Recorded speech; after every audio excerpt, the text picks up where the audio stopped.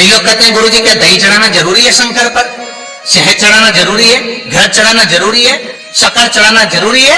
शिव महापुराण की कथा कहती है 5 चीजें शंकर भगवान पर चढ़ती है। दूध अर्थात घर में लक्ष्मी की वृद्धि करता है, इसलिए चढ़ाया जाता है। दही शंकर भगवान पर इसलिए चढ़ाते हैं क्योंकि यह परिवार को जोड़ता है। जिसके परिवार में क्लेश ज्यादा होता है, जिसके परिवार में आपस में तकरार ज्यादा होता है, उसको दही जोड़ता है। शहद घर में चिड़चिड़ प्रवृत्ति को समाप्त करता है। घी रोग को समाप्त करता है। शक्कर मिष्ठान घर में यदि लक्ष्मी आकर जा रही हो तो मिष्ठान समर्पित किया जाता है। इसलिए पंचामृत स्नान का भाव शिव महापुराण कहती है। पंचामृत स्नान भगवान, इसलिए 5 चीजें शंकर को समर्पित हैं। दूध, दही, घृत, शहद, शक्कर अर्थात मिष्ठान। शक्कर से मूलतः यहां शिव महापुराण में शक्कर नहीं लिखी है, मिष्ठान। अब लोग शक्कर पीस कर अभिषेक करते हैं, परंतु मिष्ठान अर्थात गाय के दूध से निर्मित कोई मिठाई,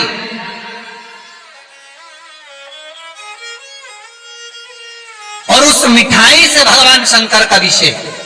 अब लोग भले शक्कर रखने लगे शंकर जी के अभिषेक में, पर यहां शक्कर नहीं लिखा है, यहां मिष्ठान।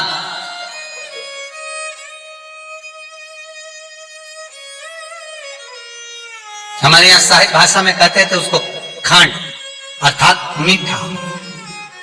शिव महापुराण की कथा कहती है दर्पण इतना बड़ा ले लो, बंदर वाला अगर दर्पण वाली नहीं तो इतना बड़ा दर्पण लो, हनुमान जी के मंदिर में जाकर, क्योंकि हनुमान शंकर का ही अवतार है।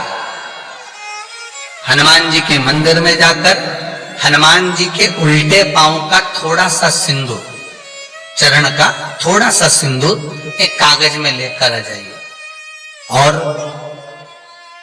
हनुमान जी के छोटे भाई, हनुमान जी 6 भाई हैं, उसमें गतिमान, हनुमान जी के छोटे भाई गतिमान का नाम लो, और गतिमान का नाम लेकर उस दर्पण पर सिंदूर से त्रिशूल बना दो।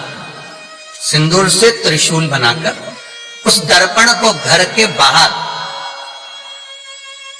दर्पण का मुख बाहर की ओर, ऐसे बाहर की ओर मुख कर कर दर्पण को घर के बाहर या दरवाजे पर, बिल्डिंग पर, ऊपर जाली में, फ्रंट में कहीं पर भी उसको लगा दीजिए।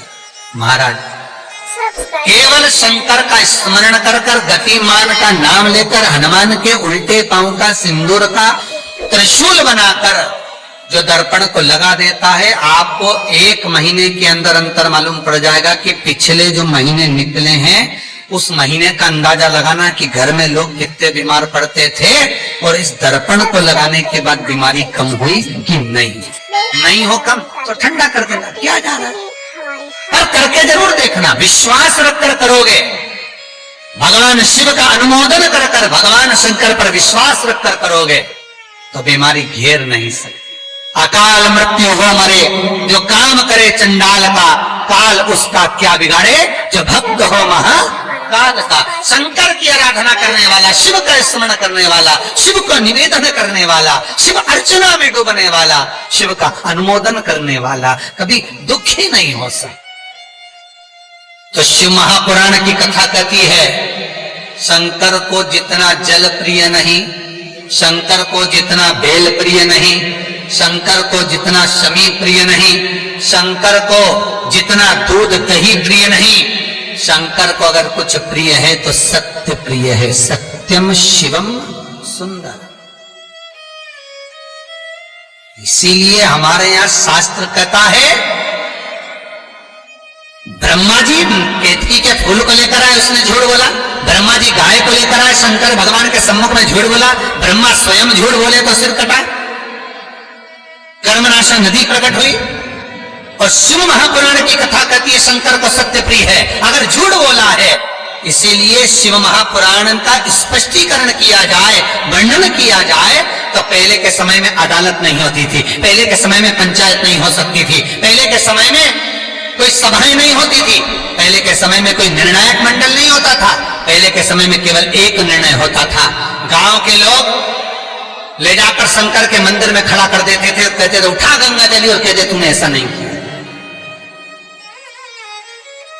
गंगा जली उठाकर कह दे कि तूने ऐसा नहीं करा।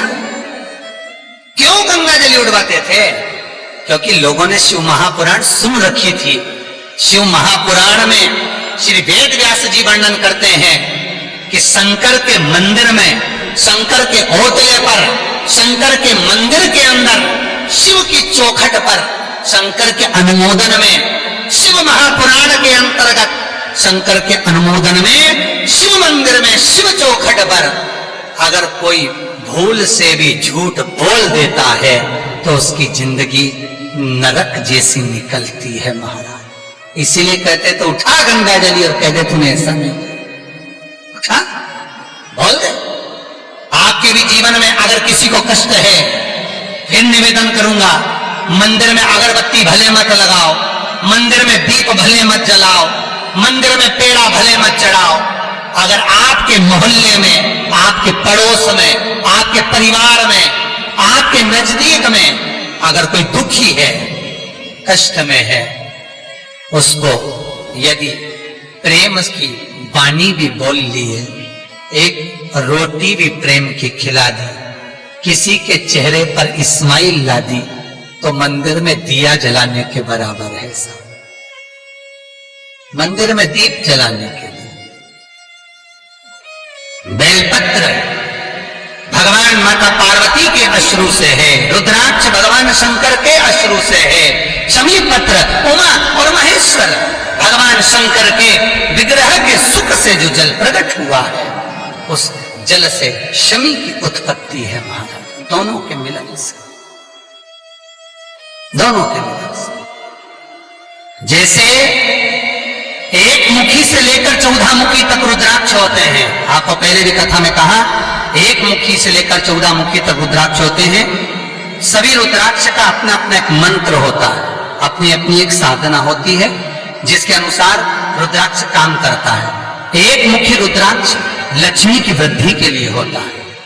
कभी मौका मिले तो एक मुखी रुद्राक्ष का दर्शन करना। पर एक मुखी रुद्राक्ष जितना छोटे से छोटा होता है, जितना छोटे से छोटा होता है, उतना सुख दे। एक मुखी रुद्राक्ष लक्ष्मी की वृद्धि के लिए होता है, कार्य सिद्धि के लिए होता है।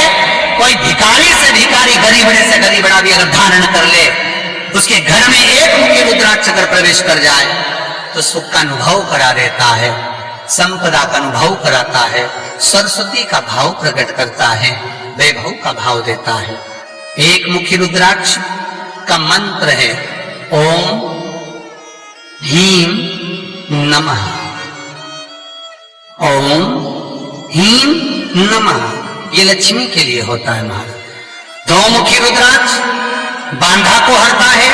कोई तकलीफ आ रही है, कोई प्रशासनिक कार्य है, कोई काम नहीं हो रहा, फाइल आगे नहीं बढ़ रही, बहुत तकलीफ आ रही है, तो दो मुखी रुद्राक्ष जो व्यक्ति धारण करता है उसका कार्य सफल होता है। दो मुखी रुद्राक्ष का मंत्र है ओम नमः। दो मुखी रुद्राक्ष का शिव महापुराण में जो मंत्र दिया है ओम नमः।